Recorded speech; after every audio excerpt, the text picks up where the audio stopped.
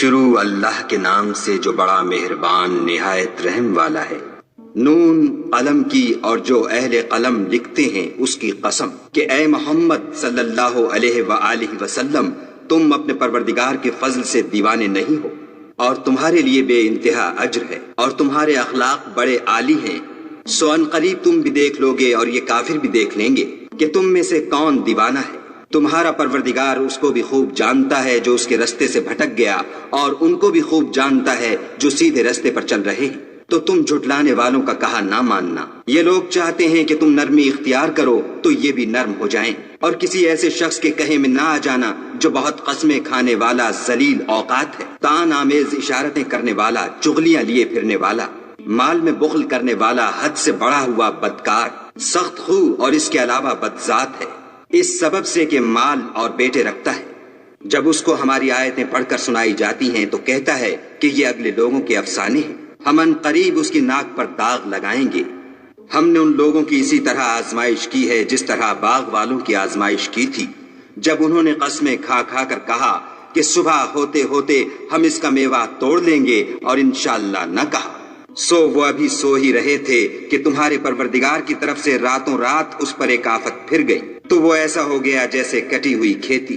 جب صبح ہوئی تو وہ لوگ ایک دوسرے کو پکارنے لگے کہ اگر تم کو کاٹنا ہے تو اپنی کھیتی پر سویرے ہی جا پہنچو۔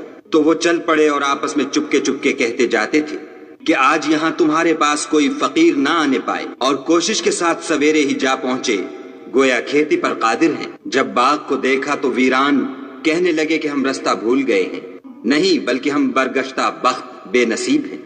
ایک جو ان میں فرزانہ تھا بولا، کیا میں نے تم سے نہیں کہا تھا کہ تم تسبیح کیوں نہیں کرتے؟ تب وہ کہنے لگے کہ ہمارا پروردگار پاک ہے، بے شک ہم ہی قصوروار تھے۔ پھر لگے ایک دوسرے کو رو در رو ملامت کرنے، کہنے لگے ہائے شامت، ہم ہی حد سے بڑھ گئے تھے۔ امید ہے کہ ہمارا پروردگار اس کے بدلے میں ہمیں اس سے بہتر باغ عنایت کرے۔ ہم اپنے پروردگار کی طرف رجوع لاتے ہیں۔ دیکھو عذاب یوں ہوتا ہے، اور آخرت کا عذاب اس سے کہیں بڑھ کر ہے، کاش یہ لوگ جانتے ہوتے۔ پرہیزگاروں کے لیے ان کے پروردگار کے ہاں نعمت کے باغ ہیں۔ کیا ہم فرما برداروں کو نافرمانوں کی طرح نعمتوں سے محروم کر دیں گے؟ تمہیں کیا ہو گیا ہے، کیسی تجویزیں کرتے ہو؟ کیا تمہارے پاس کوئی کتاب ہے جس میں یہ پڑھتے ہو کہ جو چیز تم پسند کرو گے وہ تم کو ضرور ملے گی؟ یا تم نے ہم سے قسمیں لے رکھی ہیں جو قیامت کے دن تک چلی جائیں گی کہ جس شے کا تم حکم کرو گے وہ تمہارے لیے حاضر ہوگی؟ ان سے پوچھو کہ ان میں سے اس کا کون ذمہ لیتا ہے؟ کیا اس قول میں ان کے اور بھی شریک ہیں؟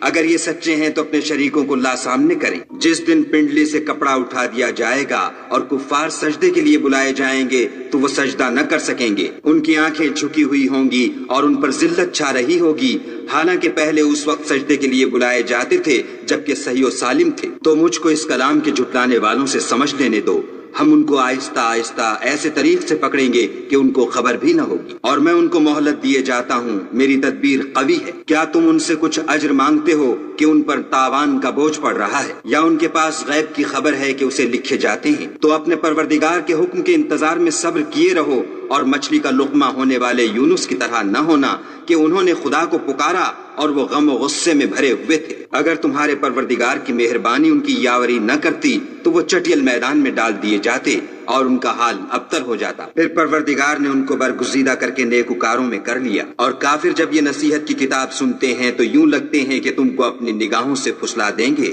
اور کہتے ہیں کہ یہ تو دیوانہ ہے۔ اور لوگو، یہ قرآن اہل عالم کے لیے نصیحت ہے۔